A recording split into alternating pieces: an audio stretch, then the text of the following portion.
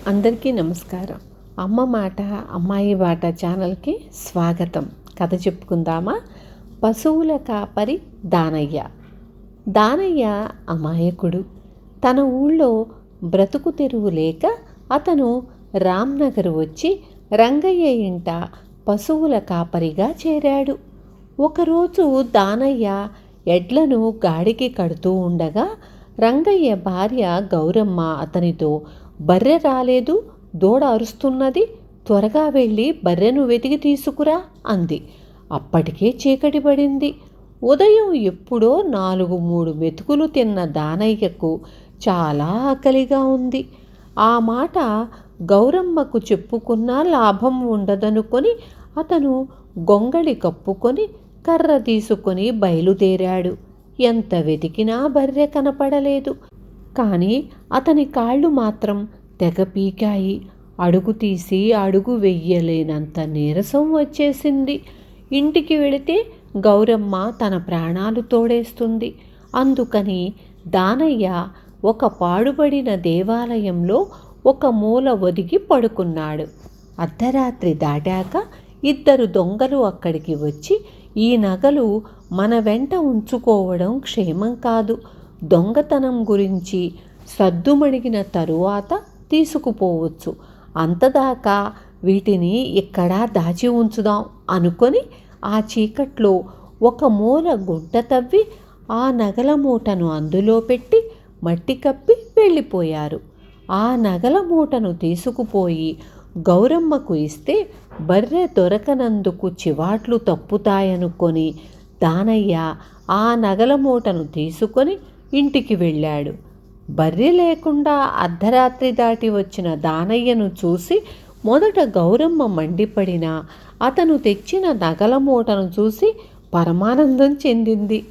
ఆకలి మండిపోతున్నది, 4 మెతుకులు పెట్టండి అమ్మగారు అన్నాడు దానయ్య.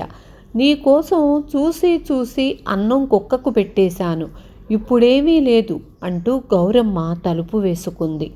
నీరసంతోనూ నిరాశతోనూ దానయ్య కాళ్ళీడ్చుకుంటూ వెళ్ళి పశువుల కొట్టంలో పడుకున్నాడు.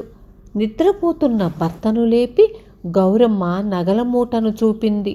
మూట విప్పి నగలను చూడగానే రంగయ్యకు గుండె ఆగినంత పనయ్యింది.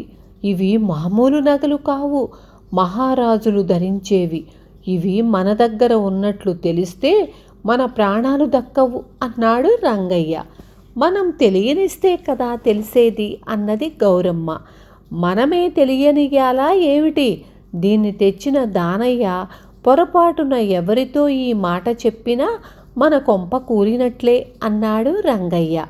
తెల్లవారిన దాకా ఆ నగలు దక్కించుకునే ఉపాయం ఆలోచించిన గౌరమ్మ దానయ్యను లోపలికి పిలుచుకువచ్చి, దానయ్య, మమ్మల్ని ఇంత మోసం చేస్తావా? మూటలో నగలున్నాయని అబద్ధం చెబుతావా అని అతని మీద మండిపడింది. అసలే అమాయకుడైన దానయ్య, నేను చూడలేదమ్మగారు, దొంగలు అనుకున్న మాటలు మాత్రం విన్నాను అన్నాడు దిగాలుపడి. ఇంకా నయం, వెంటనే చూసుకున్నాను కనుక ఈ మూటలోనివి గులకరాళ్ళని తేలిపోయింది.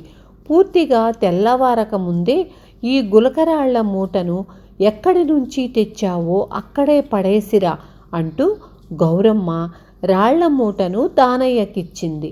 దానయ్య ఆ మూటను తీసుకుపోయి పాడుపడిన దేవాలయంలో ఒక మూల పాతిపెట్టడం దొంగల కంటబడింది. వాళ్లకు అనుమానం వేసింది. వాళ్ళు దానయ్యను వెంబడించి అతను రంగయ్య ఇంట్లోకి వెళ్ళడం చూశారు. ఆ రాత్రి వాళ్ళు దేవాలయంలో మూటను తవ్వి చూసి అందులో గులకరాళ్ళు ఉండటం చూశారు. ఈ లోపల చాటింపు జరిగింది. రాణిగారి నగలను దొంగలు ఎత్తుకుపోయారు.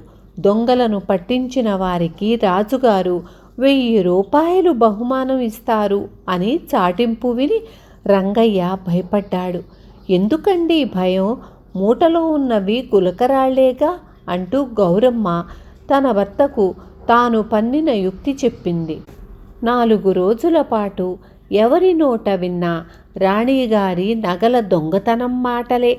ఆ తరువాత క్రమంగా ఆ విషయం మరుగున పడింది. గౌరమ్మకు కాస్త ధైర్యం వచ్చింది. ఆమెకు నగలు పెట్టుకోవాలన్న కోరిక పుట్టింది.